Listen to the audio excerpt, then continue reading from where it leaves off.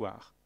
Des micro-territoires pour lesquels j'aimerais bien que vous reteniez avec moi en histologie que, je ne vous ai pas fait la grâce des descriptions du lobule classique, du lobule hépatique ou de la sinus hépatique.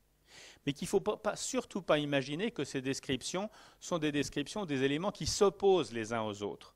Ce sont simplement des conceptualisations différentes d'une seule et même chose, la structure de base du foie. Alors, si on veut se perdre dans un certain nombre de choses et aller dans des détails qui intéressent les spécialistes et même certains autres, on peut très bien le faire. Mais si on veut essayer de réfléchir, et vous êtes quand même qu'en 2e année de médecine, à quelle est la signification fonctionnelle physiologique de tout ça? C'est peut-être pas plus bête de retenir que l'élément essentiel, avant même les variations topographiques de vascularisation, de circulation biliaire, l'élément de base, c'est la travée d'hépatocytes, l'hépatocyte. Et cette notion-là, il y a une unité, il y a un nouveau système qui a été décrit il n'y a pas longtemps, qui s'appelle l'unité microcirculatoire hépatique et qui représente en gros ici la zone de recouvrement, le chevauchement du lobule hépatique, d'une partie du lobule hépatique et d'une partie du lobule biliaire. Cette petite région-là, elle a été décrite il y a quelques années sous le nom d'unité microcirculatoire hépatique. Et à mon avis, elle est pas mal à retenir. Pourquoi? Parce que finalement, elle correspond à une structure qui, d'un côté, comporte un espace porte et de l'autre, une veine centrolobulaire. De telle façon que d'un côté, on voit arriver la circulation sanguine avec artère hépatique, veine porte, du sang qui va se mélanger, comme vous savez, être drainé de façon commune par les sinusoïdes hépatiques, entre les travées d'hépatocytes, pour être drainé vers la veine centrolobulaire, branche d'origine des veines sus-hépatiques, et tout ça va terminer bien sûr dans la veine cave inférieure. Donc une circulation veineuse qui se fait comme ça. Entre les flèches noires, on pourrait en rajouter plusieurs, des travées d'hépatocytes. Et la circulation biliaire, d'accord, elle se fait dans l'autre sens, mais elle se fait également, cette fois-ci on le voit mieux ici, parce qu'on a centré les choses sur la travée d'hépatocytes, elle se fait en sens contraire de la circulation veineuse ou artério-veineuse, dans les travées d'hépatocytes, de telle façon que la circulation biliaire est drainée dans le canal biliaire qui se trouve dans chaque espace porte. Voilà ce que je crois qu'il faut retenir aujourd'hui. Alors, les autres unités, on vous en parlera en pathologie ou même ailleurs. C'est bien de savoir qu'elles existent. Ce sont des modèles de conceptualisation. Pour nous, en histologie, le plus important à retenir, c'est qu'au centre de notre histoire, il y a des travées d'hépatocytes qui sont dans un environnement où, à un bout d'une travée, il y a forcément un espace porte et à l'autre bout, il y a forcément une veine centrolobulaire. C'est la structure du foie, c'est la structure qu'on va décrire dans les unités microcirculatoires hépatiques et à partir de laquelle on va décrire maintenant l'aspect des travées d'hépatocytes dans le parenchyme hépatique. Et là, c'est plus simple. Que voit-on dans le parenchyme hépatique? Sur une trame vasculaire avec par endroit des espaces portes, par endroit des veines centrolobulaires, on a des travées d'hépatocytes, travées de cellules épithéliales tassées les unes contre les autres et séparées par un tissu conjonctif vascularisé avec des capillaires sinusoïdes. C'est moins compliqué à retenir, mais ça permet quand même d'expliquer l'essentiel de ce que les physiologistes vous rajouteront là-dessus. Les hépatocytes, cellules polygonales, plus ou moins volumineuses, disposées en travées, les unes contre les autres, avec des noyaux qui sont volontiers arrondis, vésiculeux, de taille, vous savez ce que je vais dire? Non? Variable. Il y a une anisocytose qui est relativement fréquente au niveau du foie, parfois même des binucléations ou même des trinucléations. Voilà un parenchyme hépatique ici qui est normal, mais où les travées d'hépatocytes sont parfois constituées de cellules simples avec un seul noyau, bien vésiculeux, ou parfois de cellules à 2 ou même 3 noyaux. Ça peut exister, et au passage, cette anisocytose se majore avec l'âge, notamment avec le vieillissement. Les noyaux bien structurés vésiculeux, de temps en temps, il y a des dépôts de glycogène à l'intérieur des noyaux qui leur donnent un aspect comme ceci, qui est un aspect physiologique. Il y a physiologiquement des noyaux glycogéniques ou la possibilité de voir des noyaux glycogéniques dans le foie. Bon. Le cytoplasme, des organites, on y trouve des mitochondries, etc., du réticulum et autres éléments, mais on y trouve aussi quelque chose qui est marqué en histochimie par la réaction au PRS, qui en microscope se présente sous forme de grains. Le foie est un lieu de stockage de glycogène, bien sûr. Salut Claude Bernard. Vieillissement, anisocytose, anisocariose. Voici ici un foie d'une centenaire et vous voyez que l'organisation trabéculaire persiste, des travées d'hépatocytes. Mais j'espère que vous voyez à quel point, de façon ici physiologique avec l'âge, il y a une dispersion de taille des noyaux, il y a une anisocytose, avec parfois même des noyaux volumineux presque monstrueux et des binucléations. Vieillissement, accentuation de l'anisocariose et même éventuellement de l'anisocytose des hépatocytes.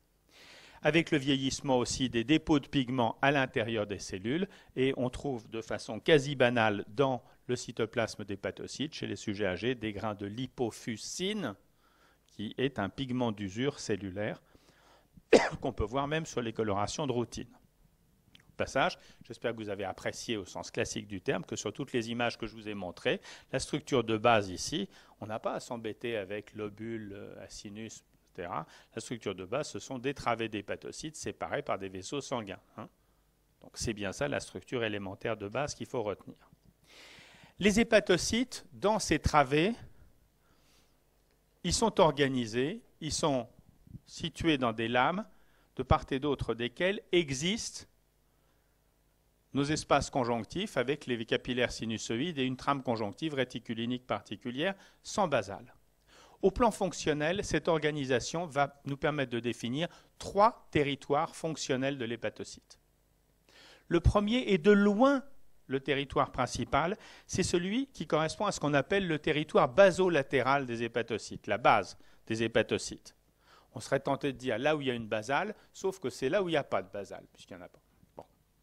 C'est où? Le territoire basolatéral des hépatocytes, ce sont les faces latérales des hépatocytes, là où les hépatocytes dans les travées sont en contact avec les vaisseaux sanguins, donc de chaque côté. Et le de chaque côté des travées d'hépatocytes, ça représente à peu près 70% de la surface des hépatocytes, un territoire où les faces latérales ou les faces basolatérales des hépatocytes sont hérissées d'une multitude de microvillosités organisées régulièrement les unes par rapport aux autres, comme un mini plateau strié si vous voulez. Un dispositif qui n'a qu'un seul sens, c'est de favoriser les échanges entre l'hépatocyte et ce qu'il y a à côté. Entre l'hépatocyte et ce qu'il y a à côté, l'espace conjonctif avec les capillaires sinusoïdes, qu'on va décrire ici en histologie, en disant que entre les sinusoïdes et les hépatocytes, il y a physiologiquement pas grand-chose dans le foie vivant. Il y a un espace que certains qualifient de virtuel et qui s'appelle l'espace de DIS, DI2SE. C'est dans cet espace de DIS que l'on trouve quelques fibres de réticuline, dans un espace qui est artificiellement augmenté lorsqu'on examine du foie après la mort. Après la mort, il y a des rétractions de structure et l'espace de 10 se voit trop bien, mais un espace où il y a quand même physiologiquement des fibres de réticuline, quelques cellules particulières, et notamment alors, les fibres de réticuline. Voilà qu'on fait une coloration de la réticuline, une imprégnation de la réticuline sur un parenchyme hépatique. Ce qu'on voit, on voit toujours qu'il y a des travées d'hépatocytes, tant mieux. On voit toujours qu'il y a des trous, entre guillemets, qui correspondent aux capillaires sinusoïdes. Mais regardez à quel point on voit cette trame réticulinique, cette fine trame réticulinique qui entoure les travées d'hépatocytes et qui marque littéralement les flancs du territoire basolatéral des hépatocytes. Et puis, des cellules, notamment des cellules étoilées. Alors, je suis désolé, je n'ai pas d'excellentes photos là-dessus, notamment au faible grossissement, donc j'ai pompé celle-ci dans un bouquin. On voit de temps en temps que dans ce territoire, on voit de petites cellules avec des vacuoles, qu'on appelle les cellules d'Ito, qui sont riches en lipides et en vitamine C, mais qui ont aussi une particularité, c'est d'exprimer un marqueur qui est un marqueur musculaire qui s'appelle la desmine. Ces cellules d'Ito, ces cellules étoilées, sont des petites cellules réactionnelles.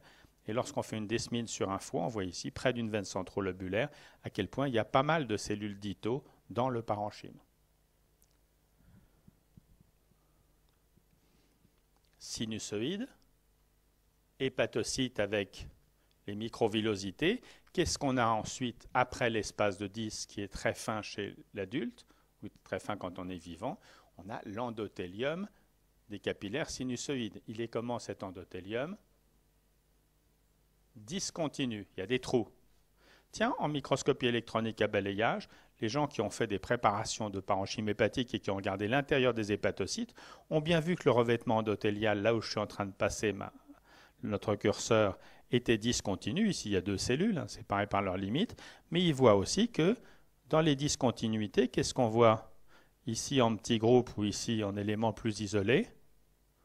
Vous savez ce que c'est, ces petits machins-là qui se... Devinez pas? C'est rien d'autre que les microvillosités des hépatocytes qui vont même donc permettre d'augmenter la surface des échanges en dehors du revêtement endothélial lorsqu'elles sont en périphérie, mais lorsque le prolongement est suffisamment long et passe au travers de l'endothélium, il vient flotter dans le courant circulatoire. De là à dire qu'il attrape les éléments. Il y a un pas qu'on ne franchira pas, parce qu'évidemment, ce n'est pas comme ça que ça fonctionne. Hein. Mais il y a ici une augmentation des surfaces d'échange avec un dispositif tout à fait particulier, tout à fait propre au foie, qui ne fait que manifester l'importance des échanges métaboliques qui peuvent se faire entre l'hépatocyte et le courant circulatoire. Entre les deux, l'élément essentiel, c'est l'endothélium vasculaire, au-delà de l'espace de 10, mais il y a aussi des macrophages qui forment le revêtement vasculaire et qui sont constitués de cellules qu'on voit parfois dès le faible grossissement sur les préparations de routine, parce que ce sont des cellules à activité phagocytaire qu'on peut trouver du côté de l'endothélium. Ces cellules, elles ont été décrites par un Allemand il y a fort longtemps, c'est celles qu'on appelle les cellules de Kupfer, et ce ne sont rien d'autre que des petits macrophages, système des phagocytes mononucléés, qui ici forment une partie du revêtement vasculaire du foie. Ces macrophages, alors il y en a un ici, il y en a un autre là. Hein. Vous voyez les petits grains de phagocytose de cette cellule-ci. Ça, ce n'est pas une cellule endothéliale banale, c'est une cellule de Kupfer. Ces cellules font partie des cellules réactionnelles du foie. Elles peuvent charger, ramasser plein de choses, et notamment lorsqu'il y a des accumulations des accumulations excessives de fer, notamment dans le cas de transfusion sanguine prolongée, il peut y avoir des dépôts de fer qui se font dans les cellules de Kupfer. Si on fait une biopsie hépatique, on fait une réaction de Perls pour mettre en évidence ces dépôts. Et lorsqu'elle est positive, on voit des petits grains positifs de Perls dans les cellules de Kupfer, témoignant de ce qu'on appelle ici une hémosidérose, un dépôt anormal de fer dans le système macrophagique au début. Deuxième grand territoire fonctionnel. Alors, ce territoire basolatéral, vous l'avez compris, il témoigne notamment du versant endocrine de l'activité de l'hépatocyte. Deuxième grand territoire fonctionnel, le territoire canaliculaire. De quoi s'agit-il? Il s'agit du fait que dans l'épaisseur même des travées, cette fois-ci on n'est plus sur les côtés, on n'est plus du côté des capillaires sanguins, dans l'épaisseur même des travées, vous avez des microvillosités dans un territoire très localisé, situé entre 2 cellules voisines et qui forme un véritable système de petits canaux, de canalicules, entre les hépatocytes voisins. Ce système est fermé par des moyens d'union sur lesquels on reviendra.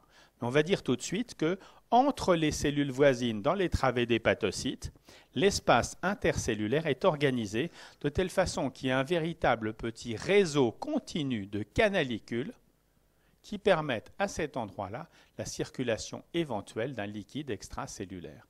La circulation éventuelle de, vous l'avez tous compris, de la bile.